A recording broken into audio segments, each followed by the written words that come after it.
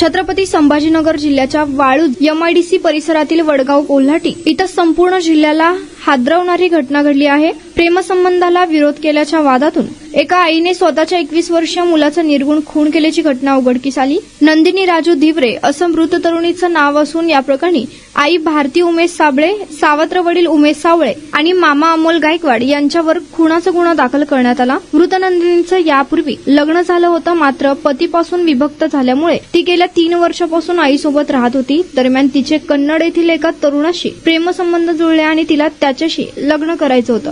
आई भारतीचा या लग्नाला कडाडून विरोध होता। 19 फेब्रुवारी रोजी दुपारी 5च्या दरम्यान याच कारणावरून मायलेकीत कडाड्याचे भांडण झालं। भांडणादरम्यान नंदिनीने आईला विचारलं, तू दुसरा नवरा केलास, मग मी प्रेम केलं तर दुसरं लग्न करायला काय हरकत आहे? हा प्रश्न भारतीच्या जिव्हारी लागला आणि रागाच्या भरात तिने टोकाचे पाऊल उचलले। घटनेच्या वेळी नंदिनी बाथरूममध्ये आंघोळ करत होती। याचवेळी आईने बाथरूम शेजारी असलेल्या हंड्यातून पाणी घेण्याचा बहाणा केला आणि तिथेच पडलेल्या रबरी पाईपने नंदिनीचा गळा आवळून तिची हत्या केली। हत्या केल्यानंतर भारतीने स्वतः मृतदेह बाहेर ओढत आणून तिला कपडे घातले। त्यानंतर पती उमेशांनी भाऊ अमोल यांना बोलावून घेतलं। कोणाला संशय येऊ नये म्हणून आरोपींनी मृतदेह गादीत गुंडाळला। आपण घर बदलत आहोत असं भासवण्यासाठी त्यांनी रिक्षात संसारोपयोगी भांडी आणि ड्रम भरले। मृतदेह कन्नड येथील शेतात नेऊन गुपचूप पुरून टाकण्याचा त्यांचा कट होता, मात्र त्यांचं बिंग फुटलं।